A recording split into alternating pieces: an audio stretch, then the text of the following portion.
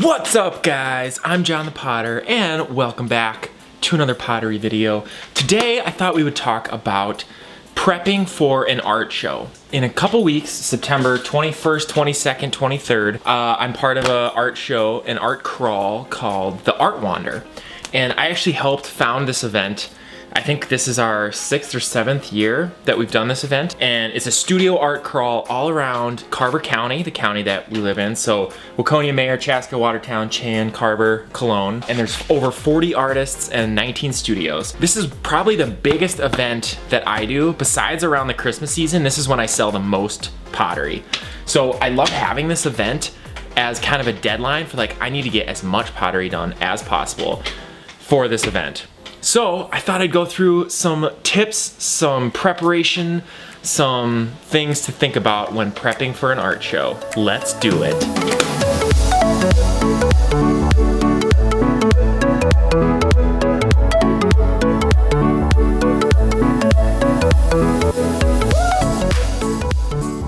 So first thing that I'm thinking about is how am I gonna get enough stuff done for the event?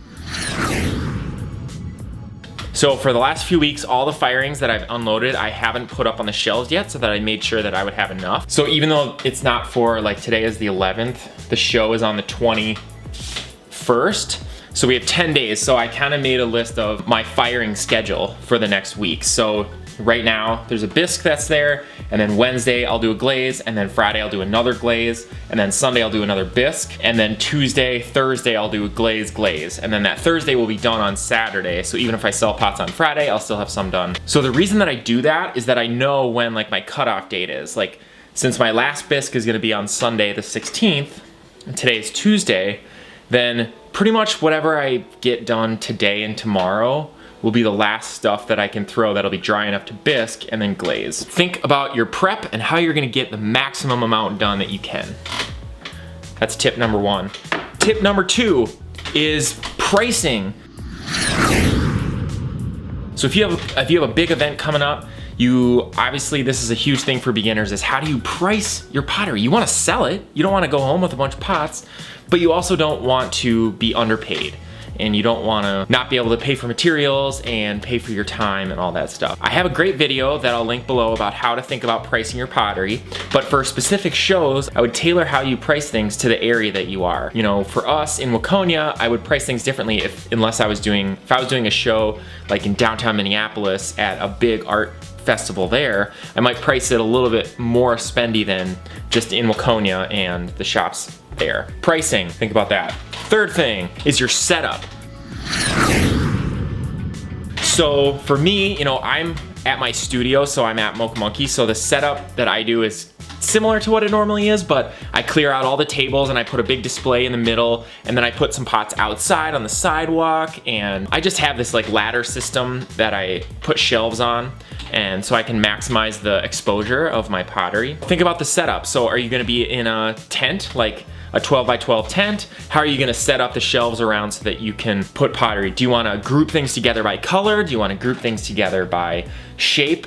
I find that I like to disperse things throughout so that if people come in and they're only looking in a certain area, that they can get a feel for all of my style pots. Instead of if you put all the mugs together here and all the bowls together there, then people don't get a feel for how the variety. So that would be my recommendation, is to kind of you want things also on different levels. So if you look at a table, you don't want everything to be the exact same height. You can either do this by varying the size of your pots. So if you have some big pitchers and vases, put that with mugs so that it kind of goes up and down. You can also put boxes, put different crates. If you have wood crates, you can put things up on top. So think about the different levels that you would in your setup. Fourth thing, when you're prepping for an art show, is how are you gonna take payment? Believe it or not, people are gonna buy your art. Do you have a little square that you put on your phone that you can swipe their credit card? Do you have a credit card machine? Do you have cash? Do you have enough tens and fives and ones so that you can give change? If you're charging sales tax, how are you gonna do that? Do you have a register?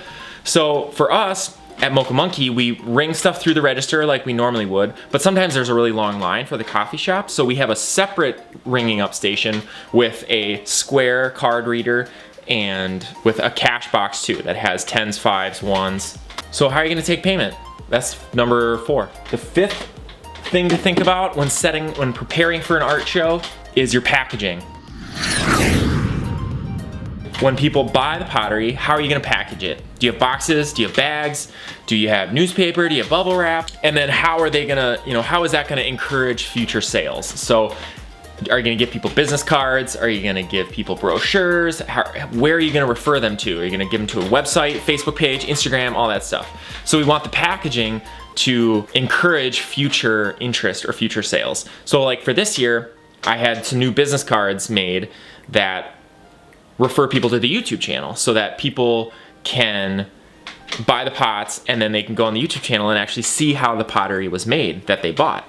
And I did something new this year where my labels actually on the back side of them are gonna have kiln number. So they'll have like a YouTube symbol, say check out the YouTube channel, kiln number, whatever. So each pot I can put on there which number it was, the kiln that pot came out of. So someone can buy a mug and then they'll be like, oh, I'm gonna go check out kiln number 22.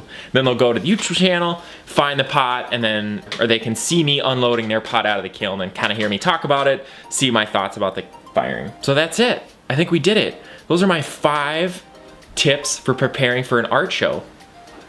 So if you're around the area and you wanna come check it out, this thing is sweet. It's got a map of all the different artists. There's over 40 artists in 20 different studios. Painters, potters, woodworkers, jewelers. There's just so many, Enjoy the amazing fall colors of the countryside while visiting our artists featuring their work in an eclectic mix of media, painting, pottery, jewelry, weaving, glasswork, woodworking, sculpture, mosaic, illustration, blacksmithing, metalworking. Have you ever heard anything that sounds so fun? I'll have my wheel outside on the sidewalk throwing pots all day long. I'll probably have my camera out there too talking to that because that's what I do now. All right, comment below.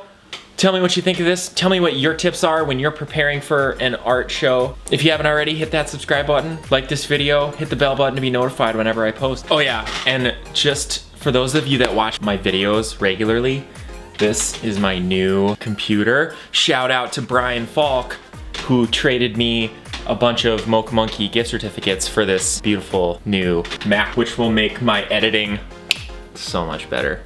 Thanks, Brian. We'll see you in the next video.